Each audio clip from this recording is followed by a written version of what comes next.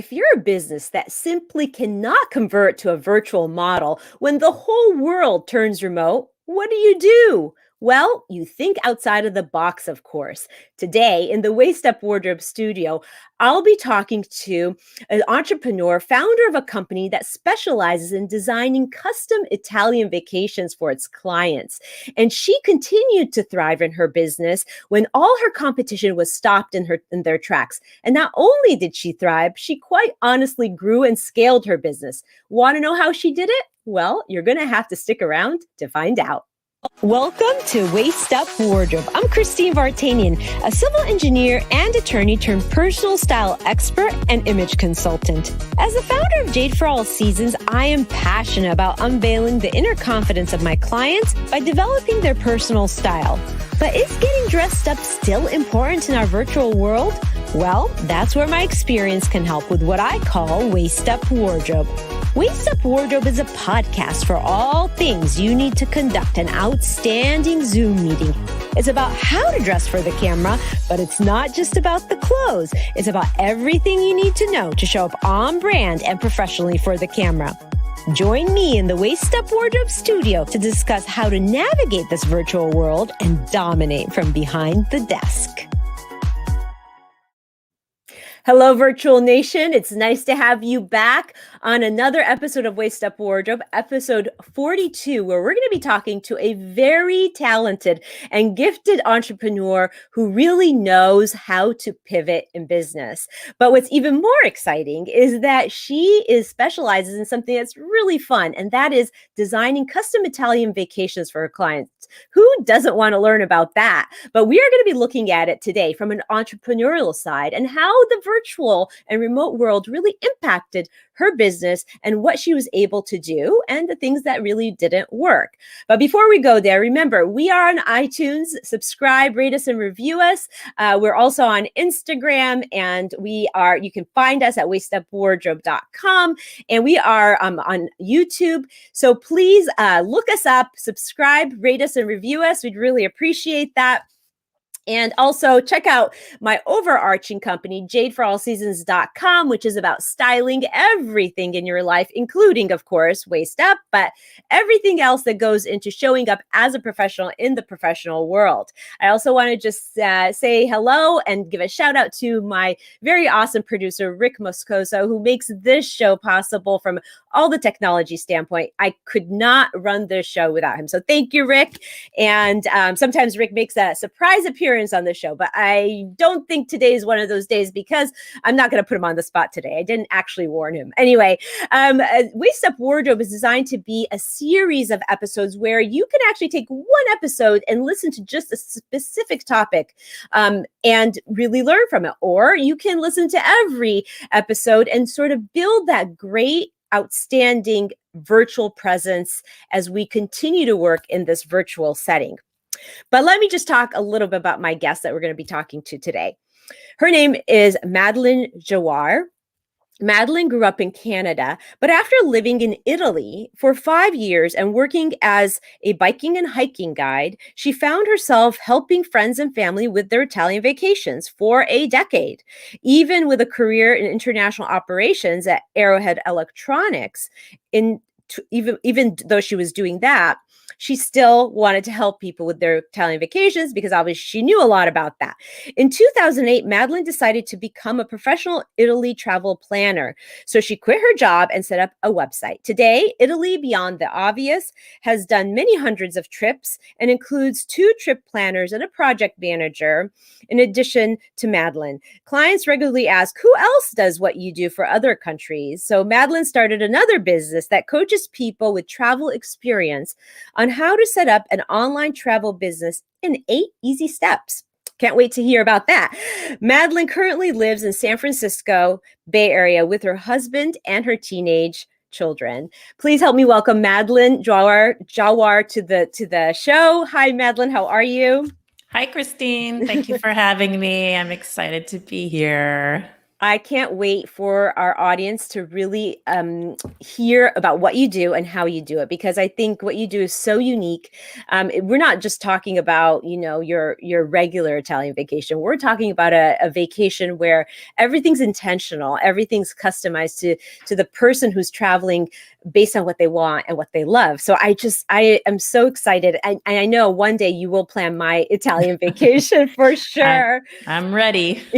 And I just want to remind the audience, drop your comments and your questions in the comment box, because we have Madeline live here and she can answer questions for you. And she is very generous with answering questions. So please remember to drop your comments in the comment box. But first, I want to start out with the 60 seconds to know you, Madeline. This is how we get to know you on a personal level and get the audience to see a little window into who you are. So let me start by asking, cats or dogs? Dogs. Do you have a one dog? right here. I've got one right here. He's quietly sitting on the chair, but if the postman comes, you will hear him. Well, I think that we talked about this a little bit yesterday, and I totally understand, because I have two dogs and you really just can't control it when they decide that, they need to be on alert. So next question, Florence or Venice? I have to go with Venice. And why? I love getting lost in Venice. It's such a safe city and it's so easy to get found because there are signs everywhere that point you towards the main attractions. I just love getting lost in those little teeny tiny streets, and there are so many of them. Oh, sounds like a dream. It really does. And it just, like, even just in that answer, you've given the audience so much good information. It's a safe city, and it sounds like it's easy to maneuver your way around. Yeah. Yeah. Hiking or biking? Hiking. I used to guide biking tours, but these days, I live in a beautiful area of the world. I live a 30-minute drive from the Pacific Ocean, and hiking all the way. Love hiking. I feel like, especially when the whole world went virtual and everybody was sort of stuck at home, hiking was such a great outlet for so many people. You could do it with your pets, and you don't have to go at a fast pace. You kind of can do whatever pace you want. So I'm with you. I'm trying to do more of that because, I find myself just wanting to get out, do a workout, and come in. But the idea of hiking has so many other benefits. So I love that. So go ahead. I said, I'm also a hiker who I have nothing to prove. Like, I don't need to do a certain amount of steps. I don't need to do a certain amount of miles. I don't need to have a heavy backpack on my back. My favorite hike around here is I drive to the Ritz-Carlton. I park in the free parking. I use the nice bathroom. There's a 2-mile flat path along the Pacific Ocean. There's a beach at the end of the path where my dog runs. And we walk back to the Ritz-Carlton, and I had my Camelback with my water. And so I use the nice restroom in the 5-star hotel before I get in my car and drive home. Like, I'm not, I have nothing to prove. It's like, it sounds like a tour to Ritz-Carlton and through the city. It sounds like what a tour guide would do. It's on the bluffs. It's on the California coast. But yeah. Wonderful. Okay, so let's just dive right in, because I want the audience to get as much information on what it is that you do and all your gifts and talents, because there are so many. You built this very unique business, Madeline, and it really offers the client a specialized product, a specialized and guided by design kind of way to explore Europe, particularly Italy, because you do specialize in Italy. Tell us about it in general. Yeah, so we create custom vacations the way that I started this because I wanted to create a trip the way I'd create it for myself, and I wanted to get paid for it.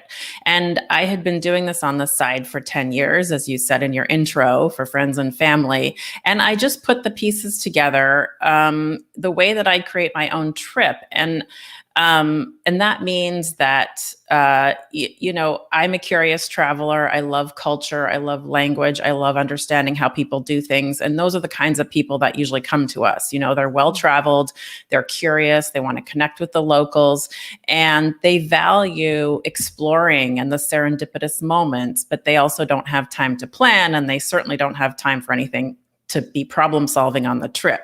So as an example, I might put together the logistics of a perfect day in the Tuscan countryside where I'm not, it doesn't quote unquote cost anything, but I say get up in the morning and drive to this town, and here's where you park so that you don't get a ticket, and here's where you go to the main street, and here's the bakery I recommend, and when you get to the bakery, here's the specialty at the bakery that this town is famous for, and then here's a couple shops I think you might like, and here's a couple cafes you should check out. So we also have days that are much more structured with guides and drivers and people meeting you at your hotel. But we find that our clients really like to connect with the culture and have some serendipitous moments on their own. And that's how we build our trips. So we build it based on the client's interests, based on the client's budget, based on the client. You know, if somebody wants to stay in a 5-star hotel, that's great. If they want to stay in an Airbnb, that's fine too. So in 13 years, I've never done the same itinerary twice because of that. Wow. That is incredible. And that I love that. I love custom things. My business is that way too. Yeah. I customize everything to the individual. And I really pride myself on that because it gives everybody a different great experience. But what I love about what you do, that is the way I would want to travel because I'm an efficient person. I want to, how many times am I really actually going to go to Europe when I do decide to go? I want to get the most out of it when I'm there. So this idea that you're not wasting time trying to find the next stop or where the bathroom is or where the great cafe is that you can lunch at or what's open and what's not is so I can't imagine anybody wanting to travel not doing that, right? Most people put in their own research, but you have this wealth of knowledge of the nooks and crannies. I feel like you know like all the little secrets in Italy. Would you say that's true? I know, I do know a lot. I mean, I lived there for 5 years and I worked as a tour guide, but more importantly, I know what questions to ask the clients so that I can make their best recommendations for them. So this isn't really about me or my favorite places. It's about me matching, with the clients, and my trip planners are on the ground. So I've got 2 trip planners. One is Italian from Milan and one is American, but has lived in Italy for 30 years.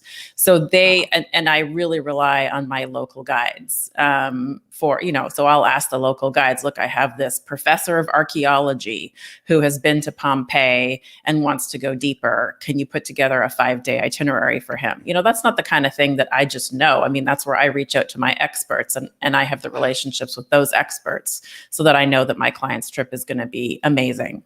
Yeah. Well, I mean, I think that is the custom and luxurious part of your experience is that you don't really leave a stone unturned. You don't leave anything up to chance. If you need the support on the ground, you actually have the resources, which I think is really great. But tell us for a minute, because I know we've had this conversation a lot. You are not a travel agent. What is the difference between what you do and what a travel agent is? As fellow entrepreneurs, Christine, I love to talk about business models. The difference is the business model. A travel agent can do the whole world. A travel agent knows their customer and can sell packages that other people created, that tour operators created, to that same customer. So a customer might come to a travel agent year after year after year, and one year the travel agent can send them to Italy, and the next year to Mexico, and the next year to Vietnam, and the next year to Peru. And that travel agent is not an expert in those destinations. That travel agent is selling them packages that someone else created. So the travel agent will say, here's a 13-day package to Italy. It includes these hotels and these activities, and here's the price. And here's the difference is that the travel agent is not the destination expert, and these packages, and so you're not working directly with the destination expert. So a travel consultant like me, I'm not selling any packages that anyone else created. I'm creating the package. And that means a couple of different things. It means that I am the expert. And so I can have one conversation with the client where the client says, well, tell me Tuscany versus Umbria, or tell me what do I get for a 4-star hotel, or should I have an apartment, or tell me I'm traveling with a lactose intolerant or a celiac traveler. What are my options there? And I can answer those questions without having having to go to, without being the middleman and having to say, I'll get back to you next week, or, I'll get the answer. The other thing is that there are no markups. So the travel agent is marking up the package that they're selling. The package is sold by a tour operator who has marked up all the pieces of the package. And then sometimes there's even an additional markup from a destination management company. So there's a few different layers of markups that I just don't have, which means that my pricing is transparent, which clients love. And it also means that I charge fees, which are separate for my time and my expertise. And the rest of it is totally flexible. So I work with the client during the trip on their budget. Sometimes they just give me a budget and I stick within that budget. But sometimes I'll say, look, you could spend $1,000 a night on this Venice hotel, which I recommend because you'll be jet lagged and it's an over the top hotel. But then when you get to Rome, you don't need to spend that. It's not worth it. Let's go down and spend, a lot less. And so we can have that conversation, and it just means things are flexible and I can give them, my best advice, and I don't have to rely on selling things that give me commissions because I'm getting paid my consulting fees. Yeah, that is the dream of the entrepreneur. That's how an entrepreneur really operates. I love that you made that distinction, because it really shows you the difference between something that could be custom built with the client in mind versus, something that works but is really just not, there's not that custom feel, and it doesn't really answer all the questions for the client. Yeah. So yeah. And you know what, the other thing that was really interesting about your model is that before we even entered into this new world of going virtual, where everybody went virtual, you were already your team was already a virtual team, right? So you had a team of people in Italy and other places, I think. And so that really didn't affect your business, or did it? The transition to virtual was zero change for me. So yeah, my trip planners, currently I have 2 in Italy. And then my project manager is in Colombia, in Bogota. And I had a trip planner last year in 2019. I had one who was based in London. So we're just used to working virtually. All of our tools are online. We were used to Zoom calls anyway. We were used to kind of the virtual water cooler time so that we could get to know each other, and we weren't just, kind of like, what is there to do? Who needs to do what? Okay, goodbye. You got to build in that water cooler time. So we were already operating like that. Yeah. And in business, there's these two things that we're always working on as business owners. There's the team that, that helps us, reach the bigger goals and helps us, really run and grow the business. And then there is the client acquisition. So, in terms, and in the department of team, the transition was seamless, but of course people weren't traveling anymore. So that's where the creativity and the pivot had to come in. And as entrepreneurs, we like to try things, and sometimes we try things and it doesn't work, or we try things and it isn't ideal, or we try things, it doesn't really pay off. The customer loves it, but it isn't profitable. And so what's the point? Tell us a little bit about, I know that your team was solid because, there was no changes that had to happen there, but tell us a little bit about any of the things you tried when travel was stopped, and how you managed to really work through that part. Yeah, that's a great point. So my team was solid and they're totally loyal, and I talk to them once a week. But after we canceled all our trips when the pandemic hit, we had no work. Right. So it's all well and fine to have a great team running and you have weekly meetings and you're all organized. But then, it was a lot of work to cancel all those trips. Believe me, they were busy for probably through June. But you're right. After that, there were no more customers coming in. There was no bookings. Obviously, the world was shut down. So I did try a couple of things. The first thing I tried was, everybody was going virtual, right? And the first thing to go virtual that I was kind of hearing were book clubs that had been meeting in person were now on Zoom. And so a couple people said, would you jump into my book club? We're reading a book on Italy. Why don't you just come in and talk about Italy, do a little virtual travel presentation? And so I put together, a few slides on, one that comes to mind is Chianti, the Chianti region in Tuscany. So I put together a PowerPoint slide presentation about Chianti. I told them in advance, we're going to be talking about Chianti. So they all went and bought their Chianti wine to sip during the book club. And I just took them on. It was like a 30-minute virtual experience about here's some nice scenery in Chianti, and here are some nice towns, and here's where you could go and what you could do and what you could see. So I did that for a few book clubs and for a few like family gatherings. There were some kind of far-flung relatives that would meet on Zoom and talk to each other during the pandemic, and I showed up for that. And that was, virtual experiences are a thing, and they're a thing that people have gotten into, and they're a viable business model. And like Amazon, you go to Amazon has got virtual experiences, Airbnb has got virtual experiences, Viator have got, they're solid and they're here, and I think they're here to stay. But for me, it wasn't something that was worth it, because I would charge for my appearance in these meetings, but it took me a really long time to get the materials ready to present. And then it was like me in a specific place at a specific time for a specific length of time. And it just was not something that worked for it wasn't scalable. It just wasn't logistically easy to do. Everybody wanted me on Saturday nights or, East Coast kind of. So I'm West Coast. So they wanted me at, 3 p.m. Pacific time.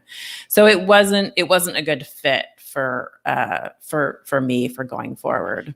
So as pivots come, that was something you tried. It really didn't pay off for you. It sounds like there is demand for something like that, but it just didn't work for you. And this is, again, the journey of an entrepreneur. You try things, it doesn't work. You do more of what's working, you do less of what's not working. So that, aligns with that idea. I know that you also worked with a pivot involving travel agents. Tell us about that pivot. Yeah, absolutely. So I started, after a decade of people would reach out to me and say, please teach me how to do what you do. I know you're an Italy expert. I'm a Spain expert, and you have my dream job. And I know you're not a travel agent. Please teach me how to do what you do. So I just created this like 8-lesson video course, which is basically, 8 steps on how to start your own online travel business. And step 2 of that course was basically how to get people to find your website via organic Google search. And it's how I built my Italy business. I just created content, and customers find me via organic search. I don't spend money on, ads, on marketing ads to get people to my website. So I thought this is something that really travel agents need. I have a lot of travel agent friends. I totally respect and love them. And I decided that, a great thing for travel agents to do during this pandemic would be to work on their websites. And, I could teach them how to create content and get customers to find them, because they have a lot of excellent, advice and tips to share. And so I started reaching out to travel agents and saying, look, you can use this time, I think there was I don't know if you remember at the beginning of the pandemic, it was like crisis. The Chinese word for crisis is opportunity and danger. That's what it was. Yeah, it was like, I think that's what it was. Crisis equals opportunity and danger. So I was like, opportunity, rally, go, go, go. Let's make the most of this. Yeah. And what I found is that travel agents were in a place of fear. And I totally understand why. With my business model, my trips got canceled, but I got paid my fees. But when a travel agent's trip gets canceled and their packages get canceled, they get paid based on commissions. So if the package gets canceled and the traveler doesn't travel, they don't get paid. Yeah. So they were really, really, they were really down and out, and they really appreciated my energy. They appreciated my let's take advantage of this, let's do this. But in terms of paying me to do, we did this pop-up 1 month pop-up where it was like 4 weeks to make an impact on your website. And here are the steps. And here's the, there'll be momentum and there'll be a community and there'll be support and there'll be all this stuff. And for them to pay us to join that pop-up, that's where they were like, I can't. Like they were in this place of unknown and fear. And that just didn't, it was a lot of work for me. And they were like, great, until I said, it wasn't much, it was $249, but That's not a lot. that just, they were not at the right place at the right time for that. Yeah, I mean, I think it's a mindset too, right? And that was a difficult time when people were, everything was standing still. People just really didn't know what to do. And a lot of people were like, let's wait it out. And everybody had to kind of deal with that the way that they knew how, which I totally understand. But let's move on to actually what you did that really made your business grow. And that is, I know we talked a little bit about this, but the audience doesn't know anything about this. So fill us in on the courses, that certification program that you created that really became, really big during your virtual, being stuck virtually from traveling. Yeah, I'd love to talk about this. This is my passion right now. So that 8-lesson course that I mentioned just now, that was just some video. I don't believe in secrets. I believe a rising tide lifts all boats. I love travel agents. I think they have their spot in the travel industry. And what I do is different and complementary, and it's a different skill set. And so when someone comes to me and they say, teach me how to do what you do, I'm like, great, I would love to. And so I really created these videos just to help other people do what I do. And also selfishly, so that when my clients say, who else does what you do for other countries? I'm like, whoa, I know someone who does France, and I know someone who does this and that. And so basically when people were just reaching out to me organically, I didn't solicit them. They would just find my Italy Beyond the Obvious website. They would reach out to me, and I finally was like, okay, I have this 8-lesson video course for you. But I didn't really do anything with it. I just put these people in a Facebook group so that they could support each other as they were all working through the same content. And I would just kind of peek in on them every now and again. I'd say, what do you guys need? How are you doing? How are things coming along? But that was it. I had the video courses and I had the Facebook group. And so when the pandemic hit, and I had more time on my hands, I went in and I said, what do you guys need? How can I help you? How can I support you? And they said, we want a certification program. We want your stamp of approval. And so I have a business partner for this business, and he had this, much larger vision for this. And he kind of brought me along and just kind of showed me like, this can be so much more than what it is right now. So during the pandemic, we established 2 different levels of certification, one for new travel business owners who have our stamp of approval that they went through the content and they passed the course and they set everything up and they're a legit business, and maybe they don't have customers yet. And then our gold certification is for those established business owners that show us proof of customers, and they have our gold did I say gold? Silver certification and gold certification.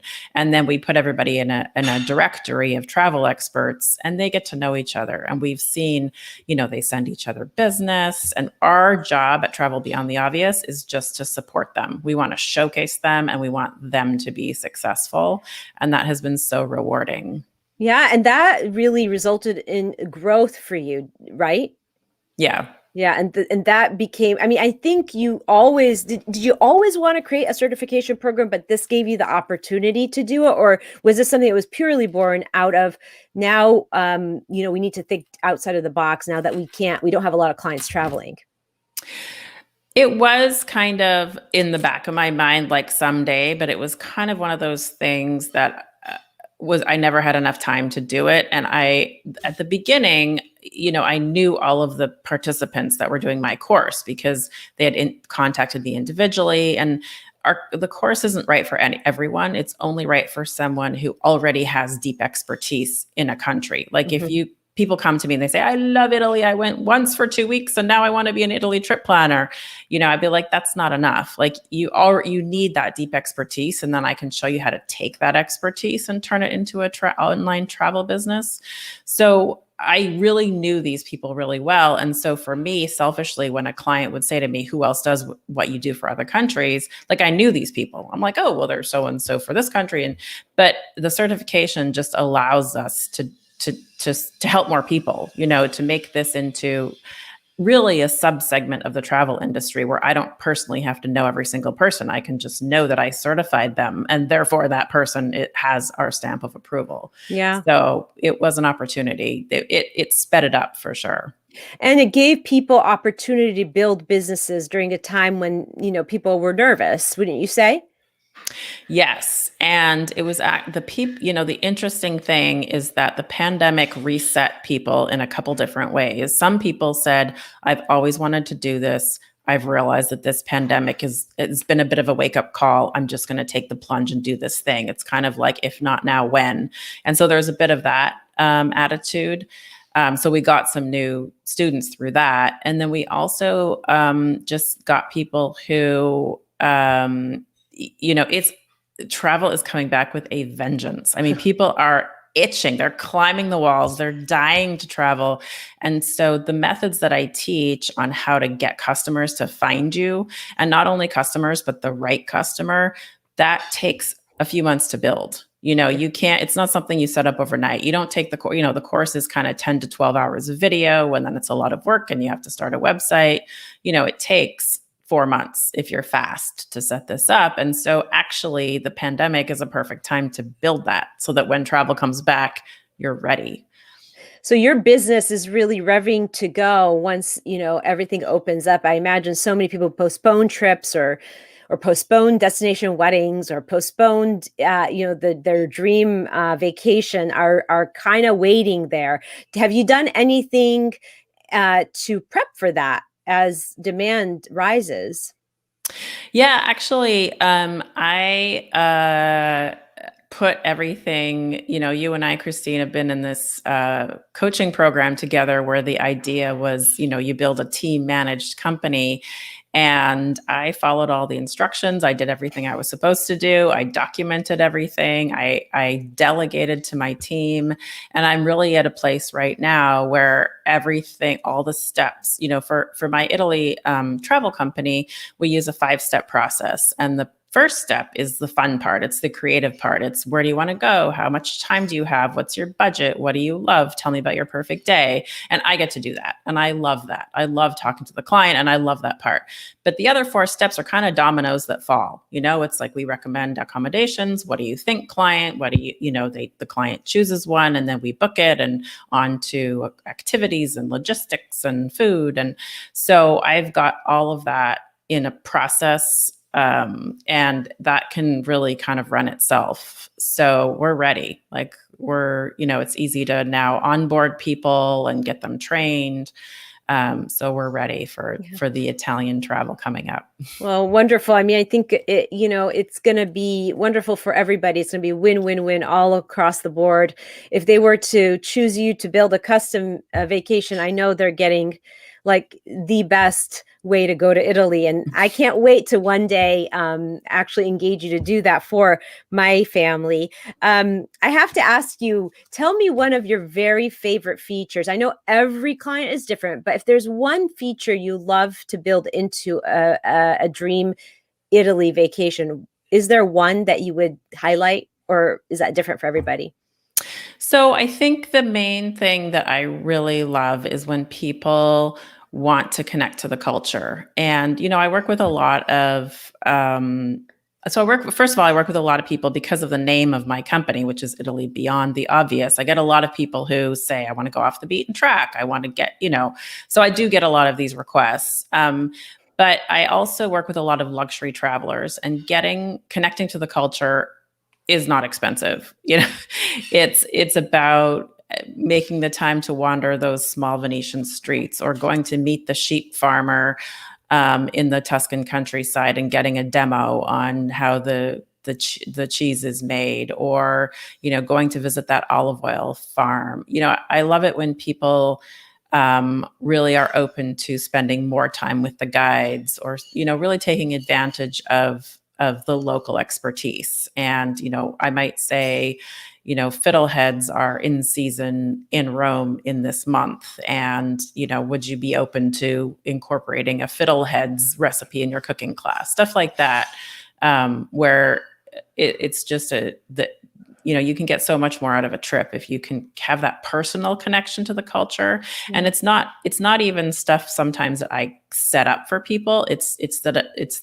Sometimes it's where you just have the space to let the serendipity happen. So you're not just like go rushing, like gotta be here, gotta be there. Okay, that's Toro. Da, da, da, da. It's like you have time to like sit in the piazza and people watch, or you have time to wander through that Sunday morning market. And that's a lot of times where the best moments of a trip happen. Yeah, absolutely. So if somebody wanted to reach out to you, Madeline, to either plan a vacation or just get to know what you do better, how can they reach you? I know we can find you through your website, but is there what's the easiest way?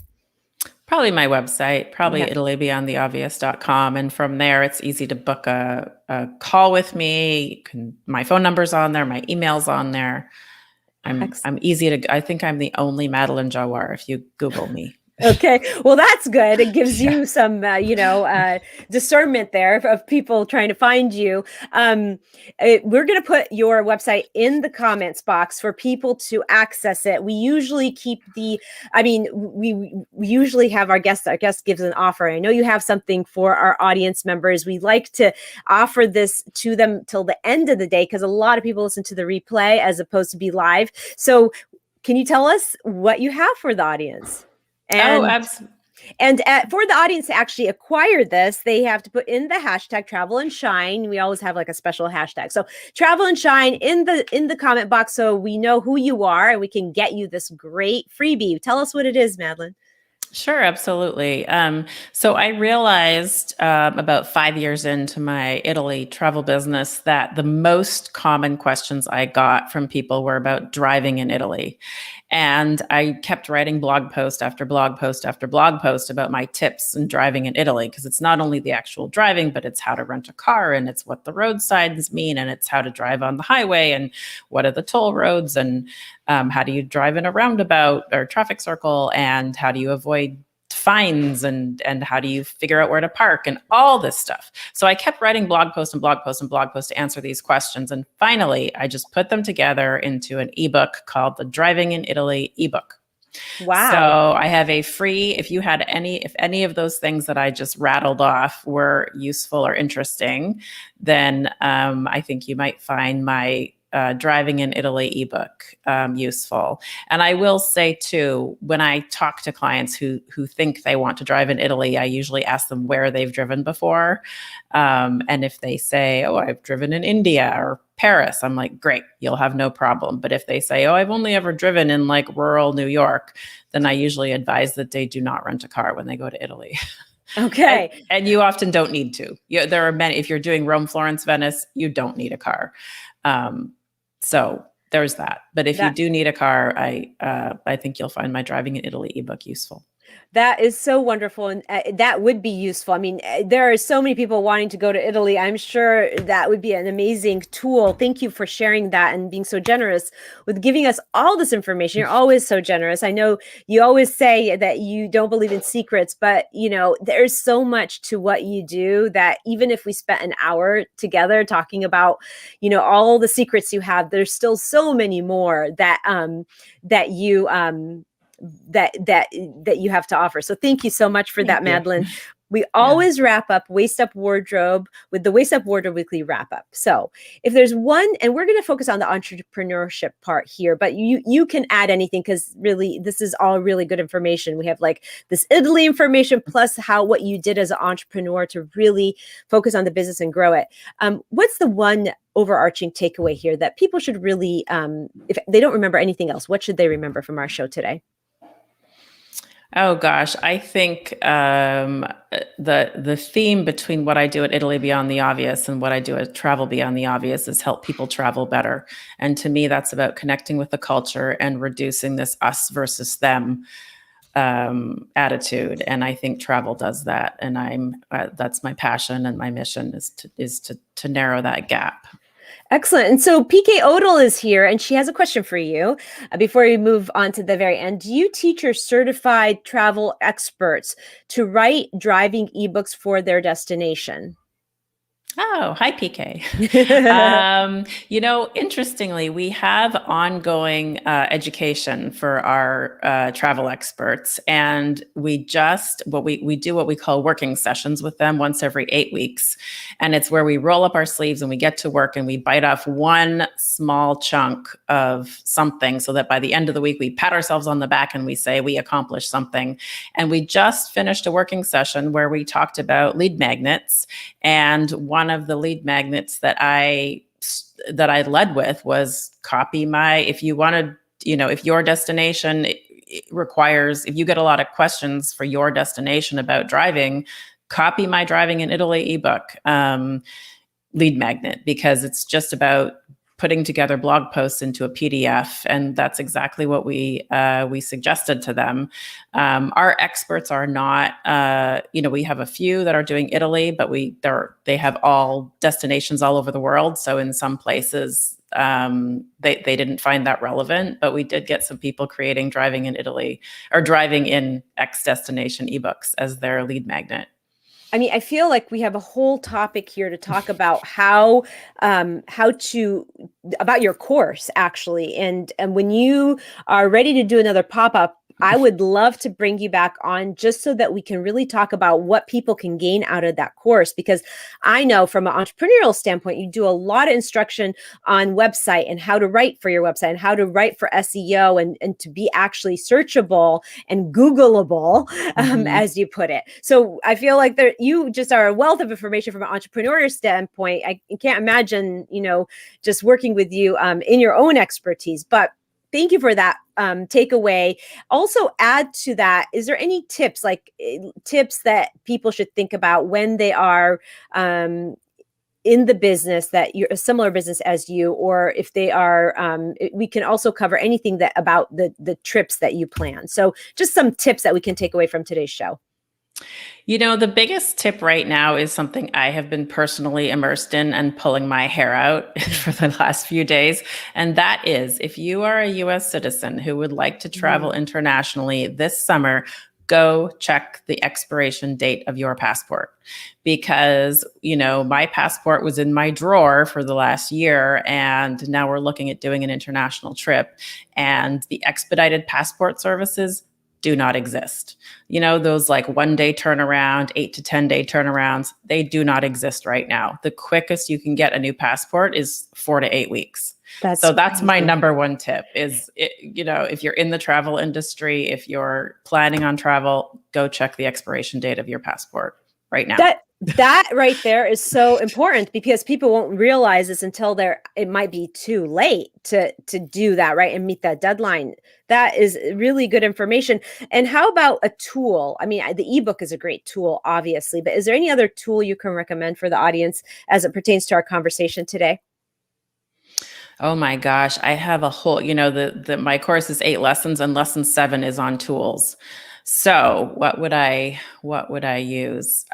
Just in terms of a tool as a business person, I love Boomerang for Gmail. It reminds me, it basically, if I want to follow up with anyone, I can boomerang it back and it comes back into my inbox. So if I say, hey, just following up, did you get my proposal? And then I set Boomerang to come back and land in my inbox after 4 days. So if that comes back in my inbox, the person they haven't responded. And then I can just say, hey, just following up, and so it means I don't forget anything. Yeah, that's really good. I mean, all these tools that you're exposing us to today, really, as entrepreneurs, it's so good to have access to these tools, because it makes our life more efficient. And we have to be learning all the new tools out there, because it's kind of, you don't know what you don't know. And so if you haven't explored something, you don't know how much it could actually make your life easier. PK is saying her rule for passports is a 6-month rule. And I'm just going to reiterate to the audience, hashtag travel and shine if you want to get that ebook that Madeline is offering, and we will allow people to put that hashtag in until the end of today to obtain that. We can tell who wants it by whoever puts it in the comment box, the hashtag travel and shine. And finally, Madeline, just wrap up for us with an action item that we can do to put into play, either from an entrepreneurial standpoint on your entrepreneurial conversation, or if somebody were planning a great trip to Italy.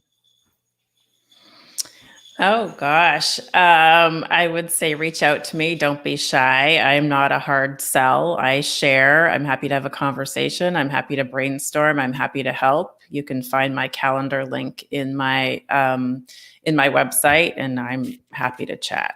Yeah, that is amazing. You are going to be a resource for myself and my audience for a very long time, Madeline. I'm so privileged and honored that you were able to make it to the show today and share this genius. There is so much more to unpack there, especially with regard to your course and how you were able to really utilize the skills you've learned to make your website really drive traffic to you. I think I definitely would love to have a conversation around that in the future. PK is adding her last thought in that the 6-month rule is a government rule, I guess. I did not know that. Or maybe, is that true? So so the 6-month rule is for travel to Italy, your passport has to be valid for 6 months post return date. So if you wanted to travel to Italy in August, your passport would have to be valid.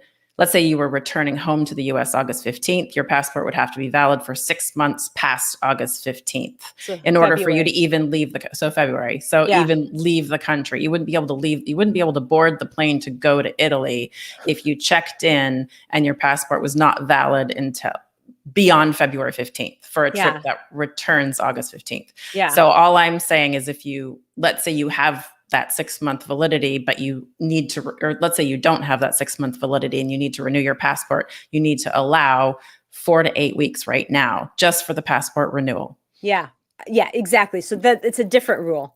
It's a different rule we were talking about. Yeah. One was how much time do you need to actually get a new passport? And the other one is how long does your passport need to be valid to actually leave the country? Yeah. And it's different for different countries. Got it. Okay. Mm-hmm. Well, again, thank you for being here, Madeline, and Virtual Nation. There you have it, the Waist Up Wardrobe Weekly Wrap Up for episode 42, where we kind of just took this idea trip down to Italy and gave you a little insight to how to really plan a great custom vacation or who to reach out to do that. Join us next week, same time, same place. 11:30 Pacific Standard Time here on Facebook at Waist Up Wardrobe, where we're going to be talking about the show about the show. We're going to have a show about the show. We're going to talk about how you create a show and what it takes to really create a show and a podcast, what you need to think about, what you need to be aware of, and all the tips and tricks we can give you to build your very own show. So come join us next Thursday at 11:30. And if you're so inclined, bring a friend.